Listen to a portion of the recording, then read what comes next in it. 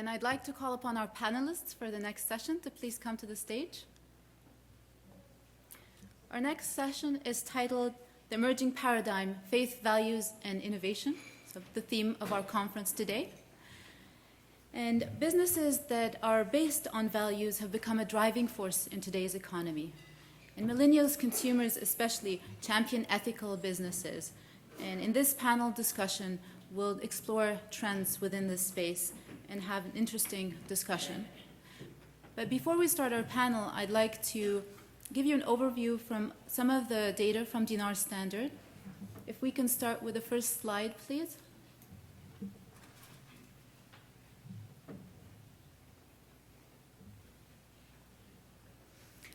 I'll get started. We see that as Muslims, Islam becomes a way of life for us. And our key values in terms of God consciousness and other key values are reflected in the different Muslim lifestyle sectors. And these values are really universal values. And this tells us that products that Muslims produce have an opportunity to appeal to a global audience and don't need to be just for Muslims, and also vice versa. Mainstream products that are value-based are also, for the most part, suitable for Muslims. Next slide, please.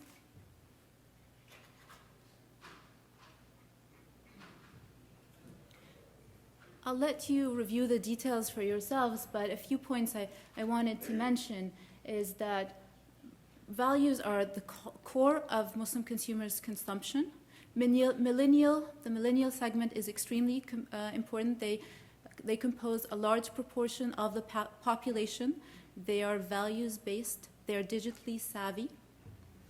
And if you look at some of the examples of products across the different sectors, you'll see some examples of halal products such as Saffron Road that actually appeals to a mainstream audience and is positioned as such. And mainstream products such as Lush handmade cosmetics that are value-based and can be very much suitable for a Muslim audience. Now, before I hand over the session to Dustin to take it over, I'd like to give you an idea of how it will work. We will start with a panel discussion, and you'll have 15 minutes of questions and answers at the end. So if you have any questions, please try to think of them and prepare them, and we'll give you 15 minutes where you can come up and ask your question to any of the panelists. Dustin Craun, founder and CEO of Ummah White. I'll give it over to you. Thank you. Assalamu alaikum. Nice to meet you all. Nice to see you all. Bismillah ar-Rahman ar-Rahim. So I wanted to start actually, can everybody stand up? Including our panelists. Okay, now you have 1 minute to say salam to as many people as possible. Like really, do it.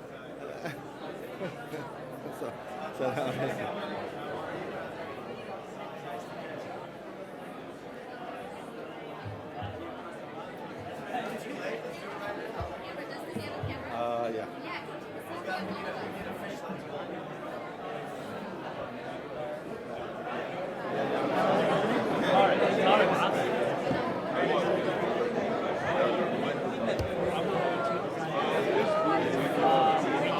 I prefer to start here.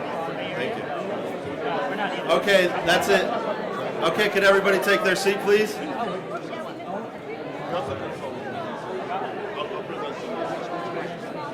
Okay, assalamu alaikum, everyone. We can sit back down. Yeah, exactly. Thank you. Okay, so my name is Dustin Craun. Thank you, in the back. Thank you. The reason I wanted to start with that is that this is about ecosystem building, and this is about really getting to know one another and building, this global Muslim startup and innovation and entrepreneurial space, right? That's why we're here today. I'm the founder and CEO of Ummah White, a global digital media startup focused on Muslim youth, and also co-founder of Empower Change, an online advocacy platform focused on Muslims in the United States. Today, we know that we as Muslims live in a deep moment of crisis in the United States and around the world. But as entrepreneurs, we know that every day we wake up with so much hope, and we see the immense global love and what's happening around us. And so we go forward with that work, right? And I think that what's really important to think about here is we as Muslims right now, over the next 50 years, we're going to go from 1/5 of humanity to upwards of becoming 1/3 of humanity. So what type of impact do we want to have on the world? What type of legacy do we want to lead as what realistically could become the largest community in the world, right? Especially in the ways in which we're connected to each other. So there's a lot of power and hope there, but how do we take it to the next level? And so I think oftentimes we feel very hopeless in how we impact the world.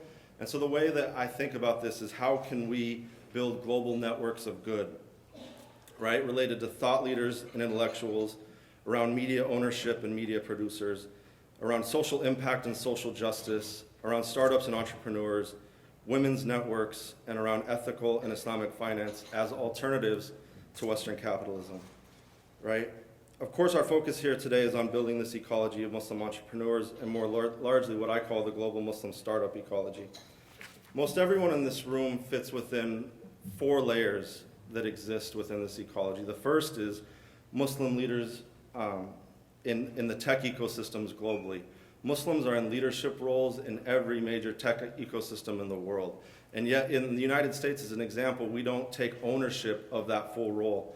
Even though there's billions and billions of dollars of exits of companies led by Muslim CEOs in the United States. We're actually working on a piece on this. And there's billions and billions of dollars of venture capital money raised in the United States alone by Muslim CEOs and founders. Number 2, right, is the companies and startups focused on Muslim majority populations who at times use Muslim-centric branding. So this could range from the way McDonald's markets itself in Muslim majority countries to a startup founded by a Muslim entrepreneur like Kareem in the Middle East that actually was giving rides for free. It's a rideshare startup, giving rides to the mosque during Ramadan. Third is Muslim startups focused specifically on Muslim consumers. So companies like my own, right, or Muslim Girl, or many others. And number 4, social enterprise products rooted in Muslim majority countries that use aspects of Muslim or Islamic branding, but focus generally on Western markets.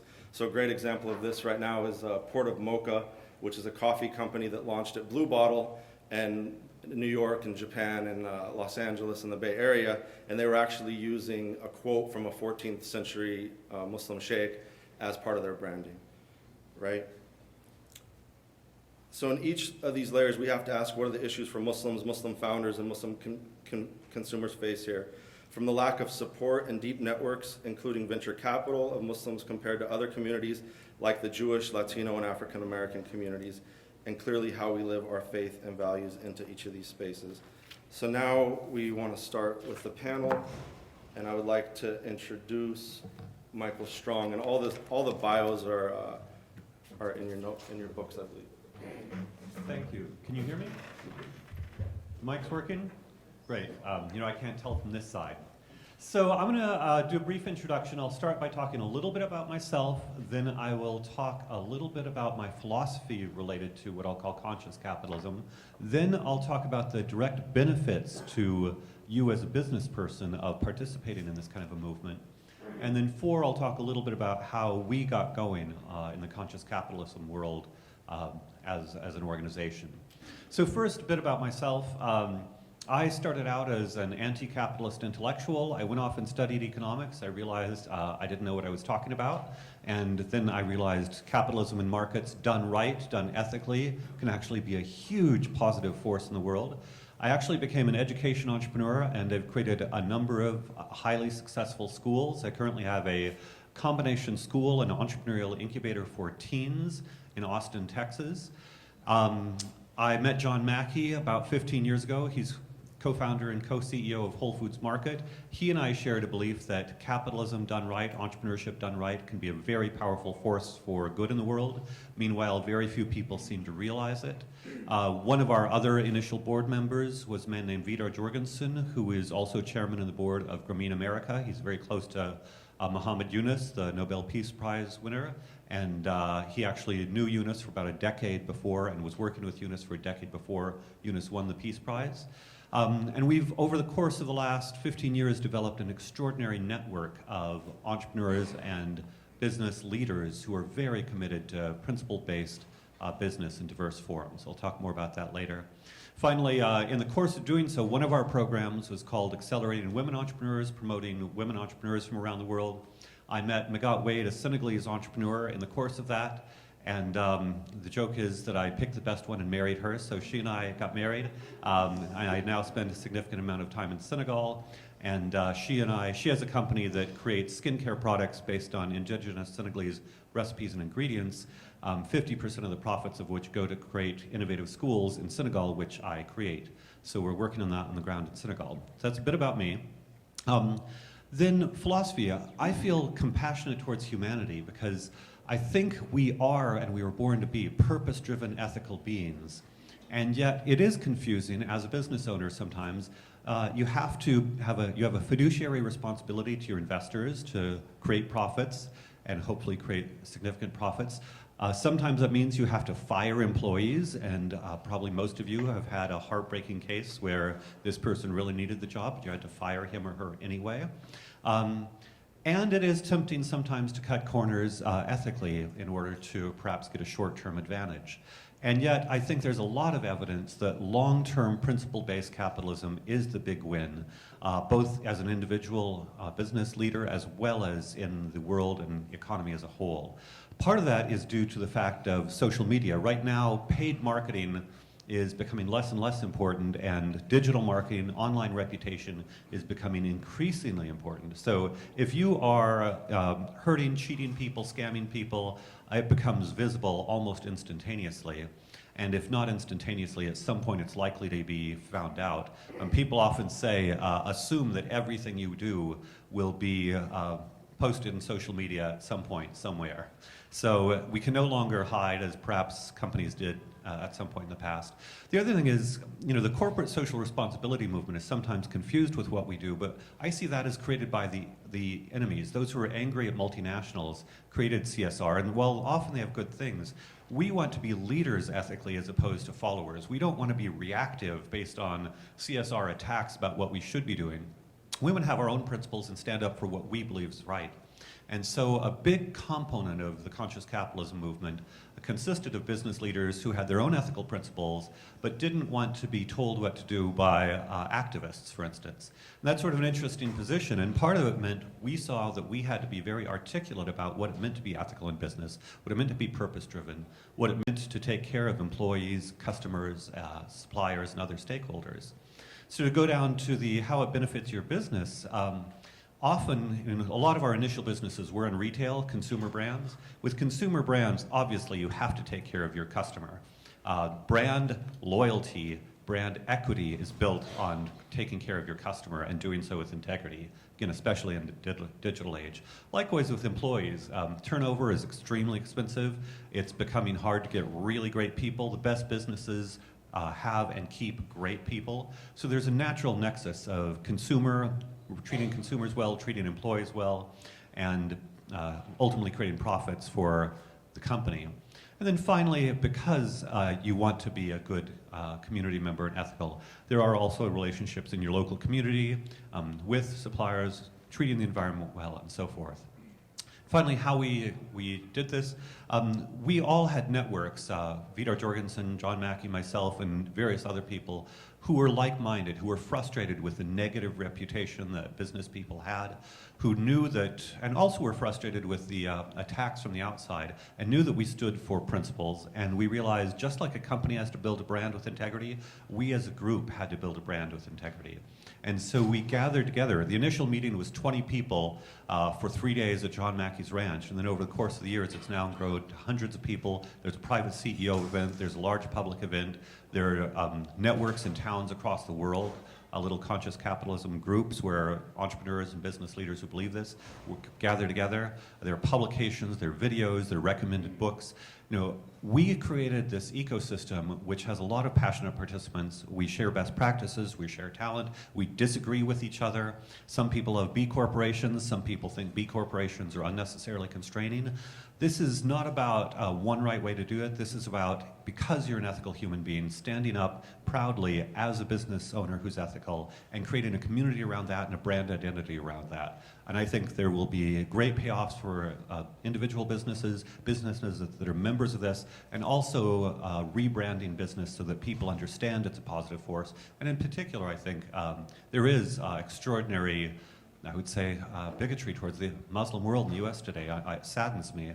But I think rebranding Muslim business leaders in the US today would be a fabulous, fabulous thing.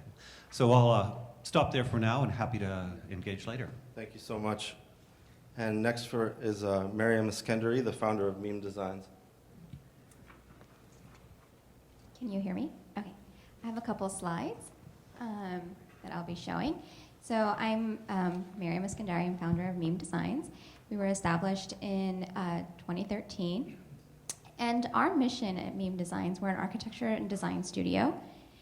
Can we get the slides up? There we go, next one. So our mission is actually design communities and create culture. And in fact, one of our slogan and our vision, into the next slide, is, back one. There we go. So everyone should have a place that they call home.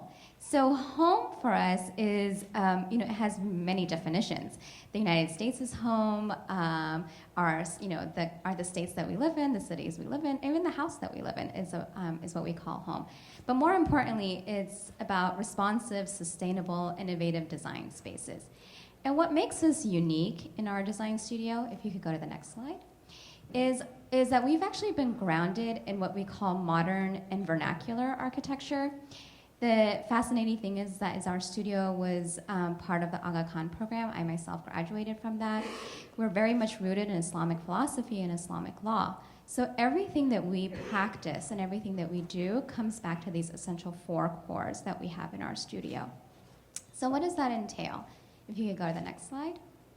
So that pretty much entails that one of our mission has been that we dedicate at least 1%, each member of our studio has to dedicate 1% of their time to a nonprofit or social good project.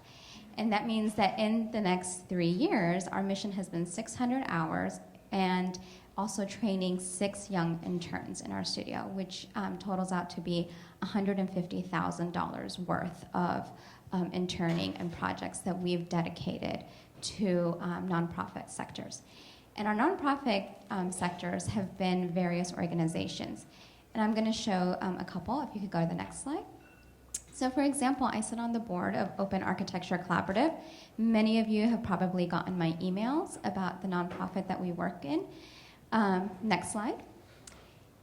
So we actually have 26 offices worldwide, and what we do with Open Architecture Collaborative is we basically, from our studio, we dedicate a certain portion of our hours into the projects that are happening in those specific countries and that specific cities. The nonprofit could be anywhere from building neighborhood homes to building your local mosque to building playgrounds, and I'm going to show that one, if you could go to the next. So for example, in Egypt, next slide. In Egypt, we actually created a new project. It's called Forgotten Space. These are locally, open areas where children actually don't have a place to play. And with our team members in our office in Cairo, what we've done is we've gone in and we've recreated playgrounds for them so that kids can get back outside and actually play. And go to the next slide. And then with our next project is in Ghana, it's in Accra, Ghana. It's called Clean Aqua. Here, it's really fascinating. In the remote areas of Ghana, there's actually not enough water or water wells to go around.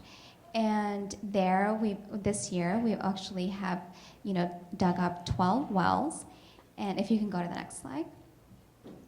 And what we do is basically we do water sanitations and wells, and actually get in and teach communities about the importance of hygienic water situations. So yeah, in a nutshell, this is MIIM, and this is what we stand for. Awesome, thank you so much. So next we're going to go to Ahmad Ashkar.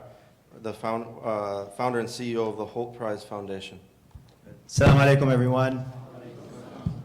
Before I get rolling, I just quickly, how many of you are aspiring entrepreneurs? Show of hands. Okay. How many of you are actual entrepreneurs, like have a business off the ground, etc.? And how many of you are just here to get the latest trends to see how you can catalyze on this growing trend of Muslim American consumerism? Perfect. So about a decade ago almost now, I came up with the idea that there wasn't a big enough pipeline of companies that were creating for good, for-profit enterprise. The reason that I came across this insight, my aha moment, was because I had left the finance world to go back to business school after my company laid off about 50 people. I did most of the laying off myself, and then I eventually lost my job and realized that my generation was a little bit different, and that while I was pursuing income, like a lot of my colleagues, the real pursuit went beyond that. And some were pursuing fame, some were pursuing pedigree. But what you realize once you achieve any one of those three is that there's still something more. But I wasn't sure what the more was, so I went back to business school and began exploring. What I realized was that more was impact. And I wasn't sure how to get involved in the space. So we developed a platform which would invest in very early stage pre-revenue ideas in the space. Now, what I've realized, again, looking back on my career thus far, is what we were doing around the, again, sustainable, for good, social entrepreneurship, social business, if you're a Muhammad Yunus fan, space was so much what I knew as a core Muslim. I didn't realize it at the time, but retrospectively, I realized that this idea of Muslim business, faith first, value first, innovation, is so fundamental to what we do. And that's why I'm here today. It's actually one of the first Muslim spearheaded conferences I've attended. I'm proud to be here. I think the way forward is through Muslim-owned business, and I'll give you a couple of points, and then I'm excited for the discussion. I want to thank Saad and the team for inviting me. Sabiha, I apologize for missing you guys last year. But I'm so privileged to be here. And I just want to say that the millennial shift, again, very nice on the dinar standard, this is the way forward, impact. So if you look at our kind of target millennials, you realize that it's not about Muslim business because we're Muslim and we want to have value. Actually, Muslim first business is the way forward with capitalism at large. And what we've realized at Hult Prize within our community and what we've seen from the marketplace is the future of business is social, not backwards. A lot of people say use business to solve social issues. We say use social issues to actually promote your business. And millennials are setting the pace. 9 out of 10 will choose to do business with a company that provides a service or a product which is quote unquote having impact. Services the community in which it does business. And again, if we look at our world of Muslim, I'm a big proponent of more and more brands.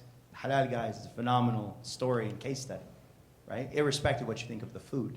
It's one of the most Yelped brands in the world, from Philippines down to Africa. They are talking about the Halal Guys. They're talking about Muslim-owned business. And the ecosystem that they built. Their chicken supplier, Pilgrims, which is a Dabiha slaughter farm, is now one of the largest, number 3 largest poultry shop in the country, owned by Muslims. So I think I'd like to focus, and I'm here pretty much all day, happy to speak with all of you, on how we help you get there, especially the aspiring entrepreneurs and the existing entrepreneurs. And I think it's pretty simple.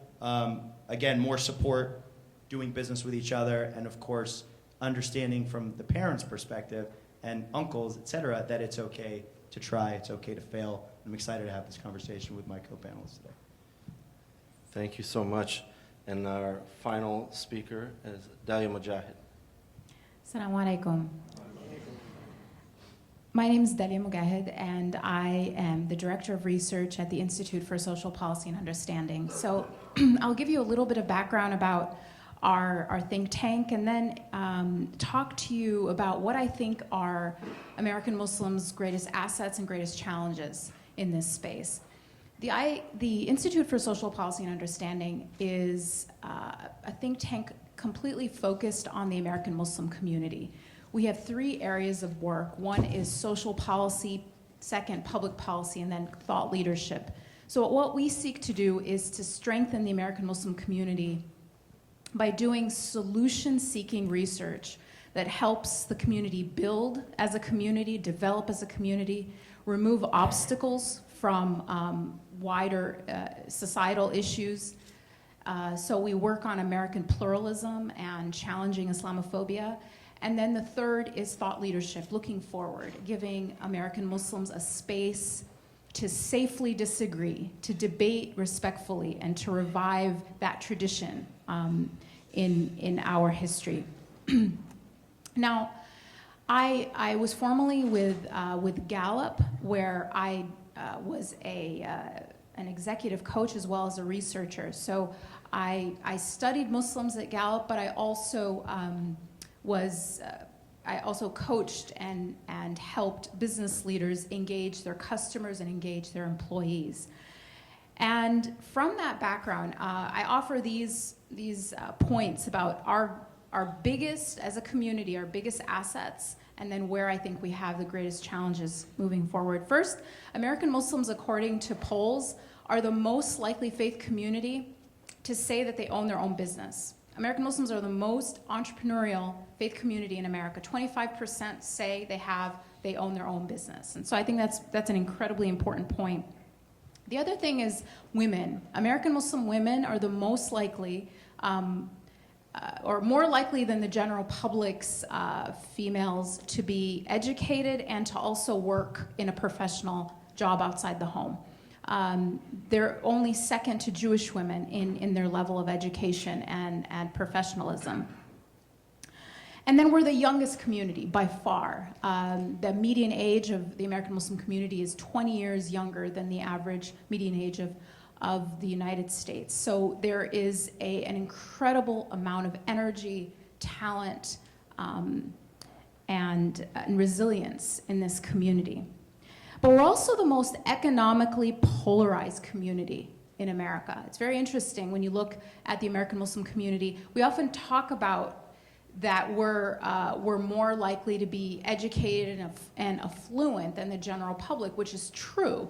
There's a tremendous amount of wealth in our community. But what no one ever mentions is that we're also the most likely faith community to actually live in poverty or below poverty. The percentage of Muslims who live at or below the poverty line is higher than the general public, and the largest of any faith community. It's nearly 40%. And I think that's an incredibly important number that we ignore, and I think it's a challenge, an incredible challenge for the business community. So moving forward, where do we go from here? And I love what I've heard on this panel about the idea of Muslim business ethics. What are we going to contribute uniquely to this space? I love, one of my favorite brands is Saffron Road. And I love this brand for so many reasons. First of all, it's just a good brand. It's just good food.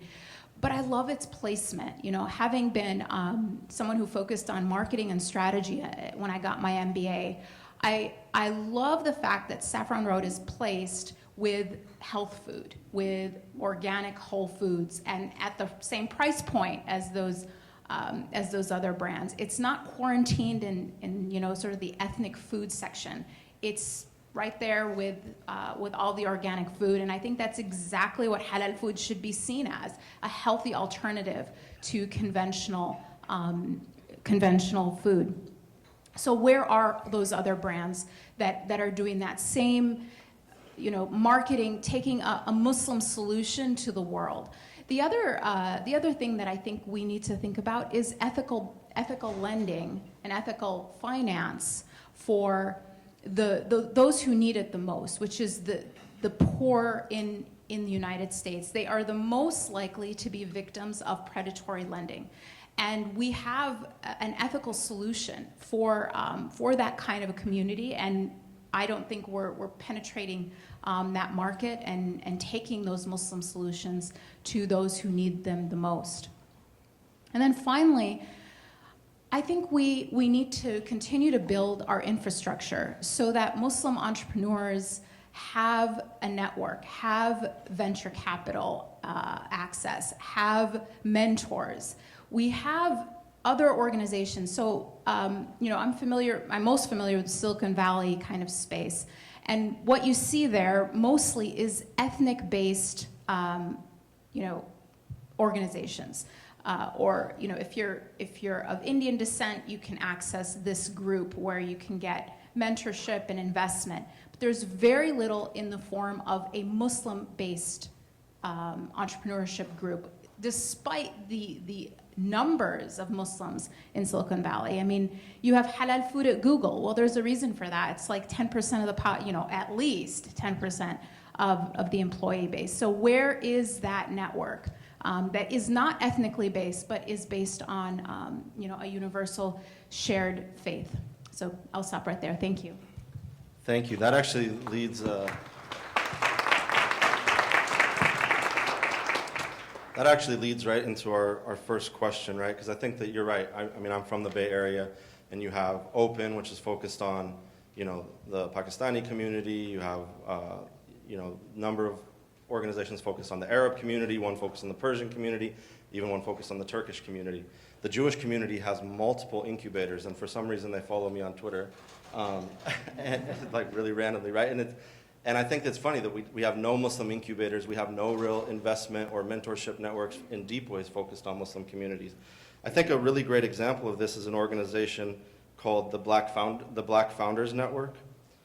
This network actually grew recently into a venture capital fund with 500 startups focused on Black and Latino founders, and they talk about this fund as a market opportunity, right? And we have to see the American Muslim population as an emerging market within the United States, right? It's interesting that there are Muslim entrepreneurship networks, but nothing has emerged on this level. How can we support Muslims in more effectively living into our values by building, deeper, for-profit, lasting entities like this that would be even on the level of a venture fund?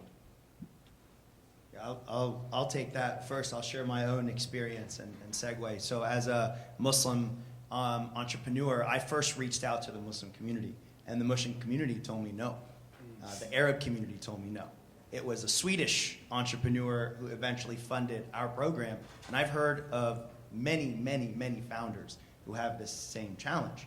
And I think the idea, and even our entrepreneurs, we have a lot of emerging entrepreneurs from the Muslim world, and again, they all face the same issue. The Muslim people, in my opinion, are happy to be second, third, fourth investors, but to take the risk, it's tough, and I think it comes down to three things, and we'd love the community here to get involved. But the first thing is the idea of win-lose business. And I think so many Muslims have been burnt. They either believe they have to run things or not. But this idea of passive investment, right? It's okay and should be accepted. Second is even amongst our peers, we're so competitive.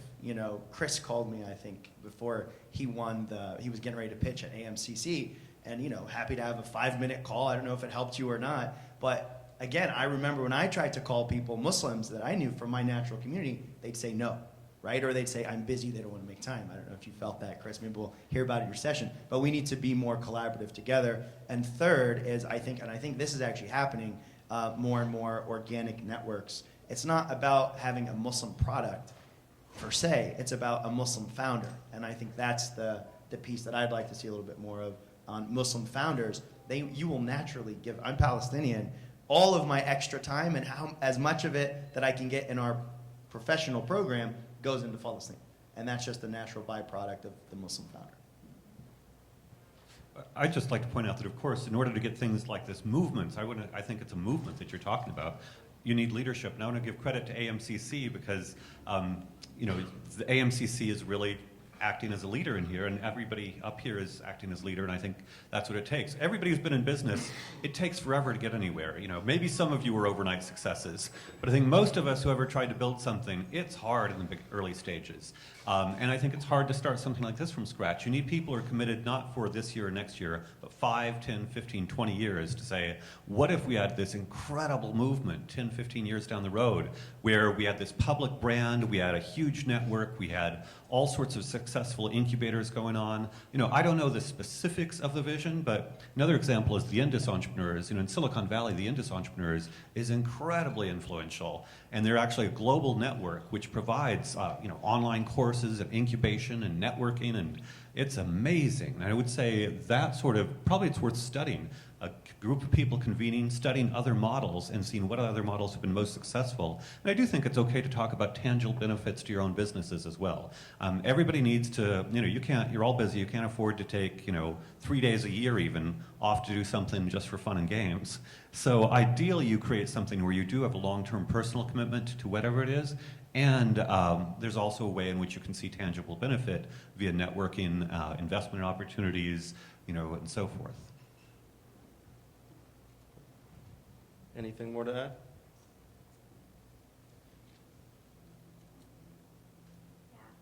Hear me? Okay. So yeah, I definitely agree. I think the fascinating thing is what Ahmad actually pointed out. You know, for example, in MIIM's case, at the beginning we struggled a lot. One of the things that we went knocking door to door. I mean, look, we're in the architecture business. There's 2,195 mosques across the United States. And we went in there and we were asking them, what are the things that you're doing to actually, you know, make your communities more Islamic or, you know, in architecture-wise and whatnot. And it's actually quite fascinating when you take a look at it. One of the things was everybody is very fascinated on the concept of the look of Islamic architecture, whereas essentially, like in our field, it's not, you know, Islamic architecture varies from, you know, China all the way to California, from where I'm from. And the sad thing is you look how much, for example, the most recent mosques that went up was a $100 million mosque, and in the $100 million mosque, not a single piece of the mosque was sustainable. And when we went in there, sustainability is something that's integrated in our Islamic core. So when I asked them, I said, does this mosque have rainwater harvesting? What does it do with the wudu water, right? It should be taking the wudu water and making it into a community garden that then feeds the less fortunate that, you know, that's within our community. So actually, so our ecosystem, our, you know, business aspect comes from the community itself. On the contrary, we had a project in England and London with a Jewish community, and this is right before we started the Children's Museum of Manhattan. And the Jewish community had actually, they have a synagogue that's right next door to an incubator, and the incubator actually fosters all the income for the synagogue, and everything. So, and then they make sure that all the businesses, the startup business that happens, is actually to the core values of the synagogue that's right next door. So this is actually a model that we might want to be able to take on to help our communities itself. And then, you know, for example, one of the other things that we've been doing, if you guys can pull up the last 2 slides that I have, is that just like what Ahmed and Michael were saying, is for us in our particular case, you know, our whole business, and one of our niche of the business is actually, you know, Islamic architecture. And for the first 2 years, not a single member of the Muslim community came and approached us to do anything Islamic. It was actually the Jewish community that came knocking on our door. And they were spending money elsewhere. Yes. That's the problem. Yes.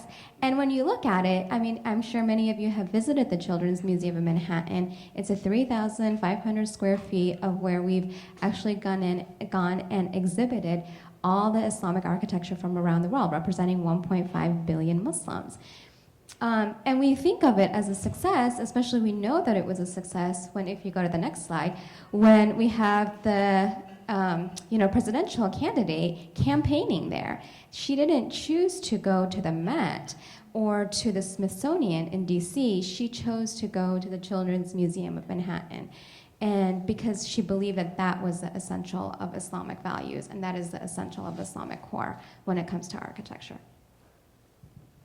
I think it's so funny. You know, you mentioned that model of having an incubator fund the synagogue. I mean, I think a lot of us know that Muslims actually invented that model. And it was always part of our tradition to have a business funding and upkeeping the mosque. There was this beautiful story of a mosque complex in Sarajevo, and a mosque was never just built by itself. It was always a part of an ecosystem, and part of that was a bookstore, part of that was a business that funded the mosque, and it contained all of these other dimensions, and I think more and more mosques are being built that way, but the idea of sustainability through a profit-generating entity that is connected to the mosque, I think has to be the future. We just cannot have any more fundraising galas.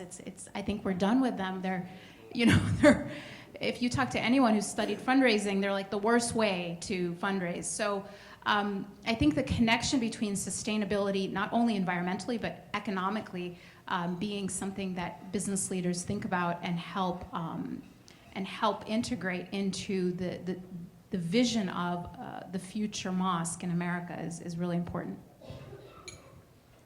I just want to say, put in a word for beauty. I completely agree with everything you're saying, and just the architecture brought up beauty. One of the strategies that my wife is doing is she wants to rebrand Senegal in Africa. The stereotype of Africa among many Americans is poverty, war, disease. And she's not real thrilled about being known as an African for, oh, poverty, war, disease, how are you doing? You know, it's not very fun. Meanwhile, people are emotional. Anybody in marketing knows that most marketing decisions to consumers are driven by emotion. So you can put up data all you want, and certain kinds of people like data, but when you're direct to consumer, or if you want to change the perception of the Muslim community, positive feelings are really valuable, and beauty is actually really, really powerful. Apple gets where it got largely because their products are gorgeous. From some geek perspectives, they're ridiculously overpriced products, but they're gorgeous. And so I would also, while we're talking about all the ethical and moral, love to put in a pitch for beauty. And Islamic architecture is beautiful, and I would say design. People underestimate the power of beautiful design. Yeah, thank you for that. And I think, shifting directions a little bit, but I mean, we see the role and the depth in which, anti-black racism exists in this country and what that means for Africa and the world, right? In a similar way, we see what Islamophobia has done to our communities. And I think a great example of that is in the workplace itself, in a place like Silicon Valley, where I think that the data in the report put out by ISPU was something like 20%, 25% of the Muslim community in the Bay Area works in the tech sector, right? And if you look at that number, and there's 250,000 people, that's a ton of people working in the tech sector, right? But yet there's this annual conference in San Francisco. It's called Wisdom 2.0. It's a huge conference, like way overpriced, like most things in the Valley, right? But anyway, so it's this conference about mindfulness and spirituality in the workplace. And I've tweeted at them a number of years, and I said, the number one faith-rooted mindfulness practice in Silicon Valley is the 5 daily prayers that Muslims pray in the workplace, sometimes in hiding, right? And so my question is, and then at the same time in the Middle East and in Muslim majority countries at large, there's a weird secularism related to work where we don't talk about religion and Islam related to wisdom as a wisdom practice or as a wellness practice that can impact our life and our work, right? And so my question is, do we not have the language to have this conversation? Is it really the impact of Islamophobia that keeps us away from talking about the role that Muslims play in the workplace and how this spirituality can affect our lives? Yeah. I actually want to share a story about that. I worked with a client in a Middle Eastern country, which I won't name, but they had this practice in it's a huge company, like the largest company in the country that I was working on. And in this company, it was just sort of part of the corporate culture to all meet for the 5 daily prayers that were during the workday. And so it was just the norm. Everyone would just be in the musalla in this company and would pray together. And so I thought that was interesting. And one thing we found in this company is they had one of the highest measured in our entire Gallup database of people saying that they had a best friend at work. So I don't know if anyone is familiar with the Gallup Q12. It's this measure of employee engagement. And one of the questions in that instrument is, I have a best friend at work, which is always a question people laugh at and think it's ridiculous, but actually it's a great predictor of safety in the workplace, retention, a bunch of other things, a very powerful question. And they had one of the highest percentage of fives, of high, strongly agree, of any company in the world. And I believe that distinct aspect of their culture of always meeting, absolutely consistently, and they would talk to me as I was coaching the executives about how, I just caught him after prayer and talked to him about this. And since it was everybody, from entry-level employee all the way to the CEO, we're all standing, shoulder to shoulder in this environment, they actually had access to powerful people that they would normally never see and never talk to in that prayer space. I thought it was such an amazing, untapped, aspect of bringing a communal feeling in a very large and very hierarchy-based company, but breaking down those barriers, and we saw the result of that very high sense of community in that company. My first comment to the audience: if you can't openly pray at your office or your workplace, you should seek another job. And I don't say that from a religious perspective. I say that because wellness is a critical indicator of whether or not your company is going to be existing in the next 5 years. So economically, if you can't pray openly in your workplace, you should find a new company, because likelihood of that company being in existence over the next 5 years is low to zero. A company just called Dalia, started by another Palestinian Muslim, Murad Farid, just got a market valuation of over $1 billion by creating the wellness standard. Again, a Muslim founder, right, who is not integrated into the Muslim community because, again, he drinks alcohol, right? So he feels like the Muslim community won't welcome him. I think the second point on wellness, et cetera, is to understand that there are multiple opportunities within the workplace, and I think building on the fact that it's just good business, right? We have 5 offices around the world. Every office has an open prayer space, whether you're Muslim, Christian, Jewish, et cetera. And I really feel like it's got to be integrated into the infrastructure of again, talking about the future enterprise. So we're in a creative industry, and creativity just doesn't happen randomly. It takes time. Things happen in your brain. I'm not a neuroscience, so I have no idea. But things come together. And for us, one of the biggest core at MIIM Designs was the fact that during the month of Ramadan, creativity kind of just slumps all the way down because everybody's on autopilot. They can't get their, juices flowing, literally their juices flowing. And so what happens is we decided that, look, the month of Ramadan is free for all. For what we've done is we've been in business for about 3.5 years. We've had, in the past 3.5 years, we've had 4 Muslim interns. And it's really critical for us because, and let's just be real here, there's only 2 schools and there's actually 3 schools in all of the world, 2 schools that are in Massachusetts that actually teach Islamic architecture. And I've made it our studio that actually goes far and beyond to teach Islamic architecture. So when we bring in interns, we make sure that they learn about the ethics and the values of design and Islamic architecture. And during the month of Ramadan, I say, everybody go do whatever you want. If you want to go home, go home. That doesn't mean that business stops. Ironically, my business, MIIM, is at its peak during Ramadan because the staff and the interns are in their pajamas at 3 o'clock in the morning after they've had suhoor, and they're coming up with the greatest ideas. And it makes me so happy. And they don't have to be in the studio. And they come back and they have all these, amazing ideas and things and solutions because they were out in the community or they were with their families and they were able to bring in some of the problems that exist and we actually are able to discuss it. So wellness and and it's just the core. It's just, being able to feel centered and being able to be yourself is in the core and the heart of our company. I want to, again, focus on the branding and perception aspect.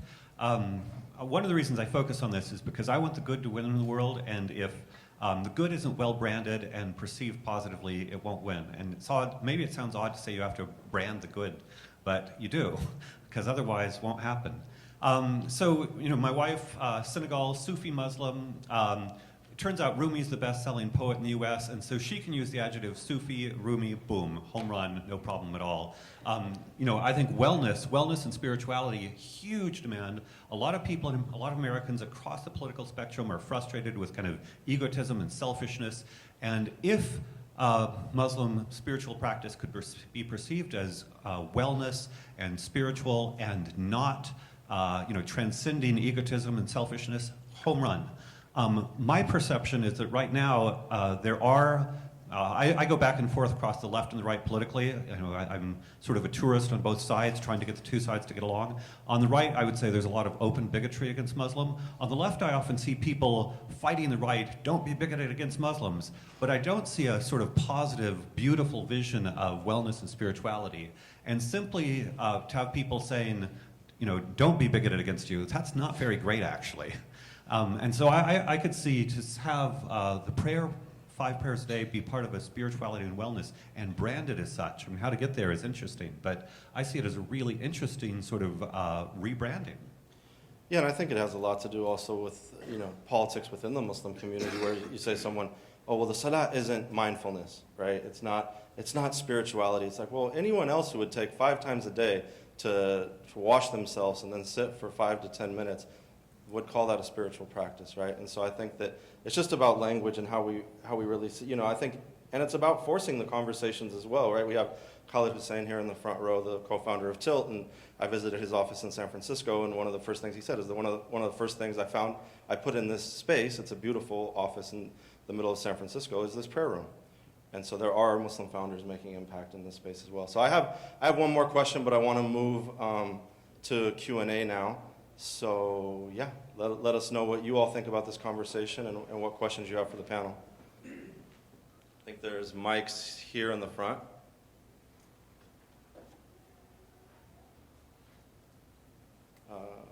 We have one here. Do you want to? Hello. If we could go to the mic, that would be best. So, my name is Faisal Masood. I'm the president and the co-founder of AMCC. My question to the panelists, we have been doing this conference for the last 7 years, and every event I go to which is not associated with mosque or conventional Islamic organization, I hear the same complaints that our mosque does not support, that the Muslim community in general does not support. We know there is a network of 2,500 mosques, and we know there are many conventional big Islamic organizations. As a thought leaders, what should be our action plan? And I have faced the same experience. What should be our action plan to break that monotonous attitude of Muslims who are managing these mosques, and we don't have an action plan. So we, as individuals, we have to start thinking that, what is our action plan? We just complain about it, right? But there is no concrete action plan to break that barrier. So as a thought leader, question to Dalia. Dalia, you interact with a lot of, mosque, Islamic organizations, and give us 2 to 3 points. How can we break that barrier?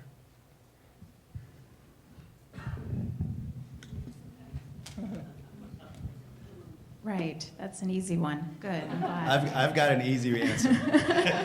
Go ahead, let's start with you. My answer to you is to rethink that relationship between Muslim community and mosque. The best founders that I know that are Muslims are not affiliated with any masjid. And I'm one of them. I will put my hand up first. You believe that there's a direct correlation with the Muslim community and mosque, but you're talking about 1% of the Muslim community in America that is affiliated with the mosque. My belief is you need to go outside and have the mosque come in second. So with our activities that we do in the DC Metro, I am just now getting back engaged with the mosque, and they're coming to us, right? Because they need money at the end of the day. And when you have money to give, the mosque will get engaged. That's kind of my one point to rethink the who is mosque and who is Muslim in terms of your target. I agree with that. I think that going outside the mosque is definitely part of it. I also think it's a wider issue of trust. I think I've talked to Muslim, wealthy Muslim investors. They actually do invest. They're just not investing in Muslim businesses. And they have this, most of them, a certain generation, a little older, and they want to be known for investing in, what they consider mainstream business ventures and movements and brands. And when I've talked to them about the idea of creating a venture capital fund for Muslim businesses, they're very uncomfortable even with that idea. That the idea that their Muslim identity is not something that they wear on their sleeve. It's not something that is very strong within their concept of themselves. They see themselves as business leaders. They see themselves as Americans, and perhaps of a certain ethnicity, or maybe their home country if they happen to be immigrants. So I think that there's perhaps just a generational turnover that has to happen before this idea of a Muslim identity, which, believe it or not, is kind of a new thing in America. It really isn't something that even 1 or 2 generations ago, most people thought of themselves as, quote, Muslim Americans. It wasn't even a concept, wasn't even an idea, an identity. They were from whatever country, if they were immigrants. So I do think there is that generational turnover that has to happen, and a trust that's built where people can trust each other based on this shared faith. Okay, let's move on from the masajid conversation, because we could stay there all day. Next question. I think you had one. Go ahead. I'll just shout it out. Assalamu alaikum panel. One question I always comes to mind when talking about this kind of Can you topic. use the mic? Oh, sorry. Yep. It's a big room. Okay. Assalamu alaikum everybody. My name is Shazad Yunus. I'm the founder of Muslim, which I'll be pitching actually later on. One question I have when we talk about Muslim businesses and the angle of ethical, etc., is, sometimes are we missing a trick in that, be it Islamic finance or, you mentioned halal guys and, the third largest poultry, chicken production, etc. Are we missing a trick in terms of ticking the boxes to say, we're doing this in a halal way, this is stamped with, Muslim friendly, etc., but we're actually missing the spirit of Islam, So for example, with Islamic finance, we technically, we have an Islamically or Sharia compliant product. If you ask people sometimes what their opinion of that product in terms of spirituality and in terms of the spirit of Islam, do the two go together? Some people would say, maybe not. We've ticked the box and said it's halal, but that's about it. And it's the same, I do think to bring halal chicken as an example, that we're missing a trick. Muslims, we love our meat, chicken, lamb, etc. But the problem is we kind of really ignore the ethical side. How do we treat an animal from the start? It's all great having a chicken that costs $2 or wherever, and we're the first to kind of forget how do you actually treat the animal in the first place. And I think that's where we're missing. If we had, as Muslims, the real example of right from the beginning to production, it's ethical all the way, I think that's when we really have power. And that's when obviously the non-Muslim market will look to us as the example.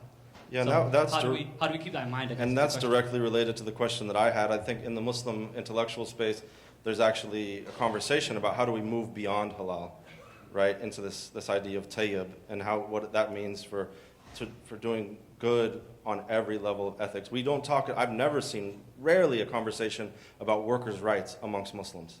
We talk about animals in a more positive way than we talk about workers, let alone like unions and these types of things that are foundational to this country.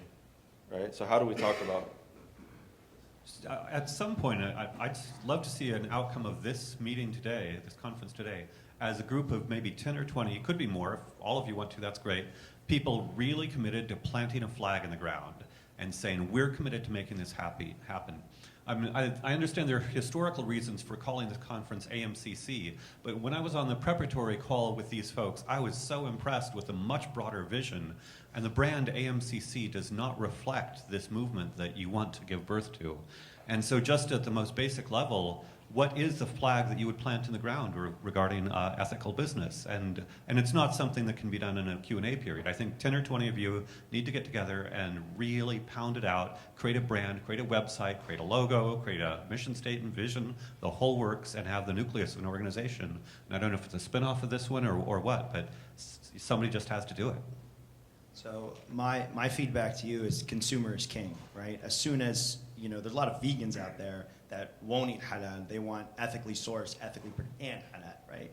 And I think the shared value chain needs to at least start somewhere. You don't have to start at the beginning. You don't have to start at the end. So with Pilgrim's Chicken or whatnot, as an example, sure, today they only do halal, but again, I think there is a pathway forward to get started. And what we do at the Hult Prize is we've developed a framework, and again, we can make that framework available to all of you, but all of our companies have 3 input criteria. We don't even measure output. Output is just existing, making dollar bills, because you can't turn those dollars, and you can't turn impact credits into money yet. So we measure in dollars, and those 3 criteria on the inputs are being impact-centered, profit-minded, and market-driven. And we believe so long as companies have those 3 inputs, again, I'm not an expert on what is and what isn't a Muslim business, but probably a social business and a Muslim business are completely aligned. And if we focus on input, and then we focus on the other side of the market on consumer demand, you'll see a flow of companies, and hopefully yours. Maybe I'm excited to learn more about your company, and you can be the kind of first mover in the space that considers the holistic shared value chain. We have another question. Assalamu alaikum. I'm Mohammed Al-Mathil. I have an HR management consulting firm in which I work with various organizations, but I'm also the executive director of Oak Tree Institute, which is the largest Muslim leadership training institution for the boards of masajid and nonprofits in the US. I know you don't want to discuss the masajid, if you don't mind me bringing it back to that, and a specific question for Sister Dalia. Especially with the engagement research out of Gallup and Tom Rath's research and so on, has there been any research done to analyze the level of engagement in regards to the employees of Muslim nonprofits? This year we're on track to train about 100 masajid this year in 2016, and last year we trained 88 masajid, the boards and the executives. And we see, even though we're not documenting it, we see a high level of turnover of imams, of project managers, events managers, administrators in the masajid. So has there been any research in that particular regard that can potentially help design action plans for these nonprofit organizations? Thank you for your question. The answer is no, there has not been. Right now, the closest thing that I can offer is ISPU is getting ready to release a report and several case studies called Reimagining Muslim Spaces, and it's basically a solution-seeking research project, and we were very happy to have Maryam as an advisor, on how to make mosques more inclusive and engaging to young people, women, and converts. And it deals more with the congregation and how to engage them, but of course a big part of that is the employees, and that is a part that we still have to do. So I agree with you about the importance of it, but no, it has not been done to my knowledge.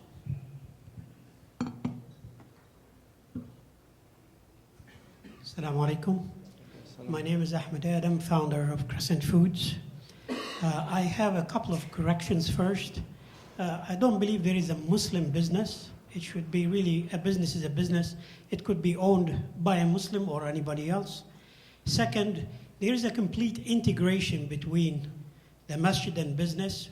We should not run away from the masjid or the mosque. We should run to it. I am a CEO of a company. I do khutbah.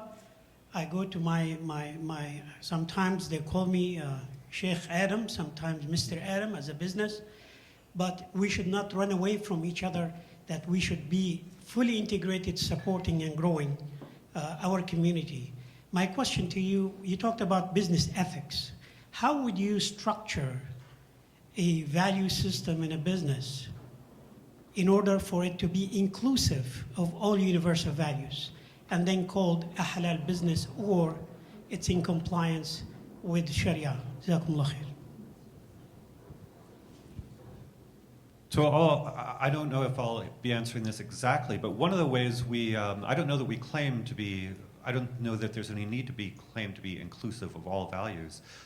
In conscious capitalism, one of the deliberate choices we made is to have the number, so there are 4 principles. One is purpose-driven entity, purpose-driven company. The second is caring about all stakeholders.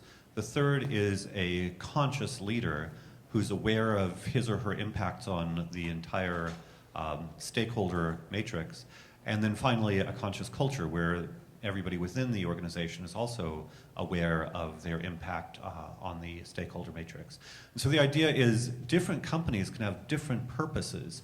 I don't think there should be one understanding of ethics. It becomes too contentious for us to say, this is the one truth. That's actually one of the reasons why many people in conscious capitalism are not aligned or do not want to insist on B Corps, because B Corps have a very specific checklist for this is what counts as a B corporation. And that's fine, that's good.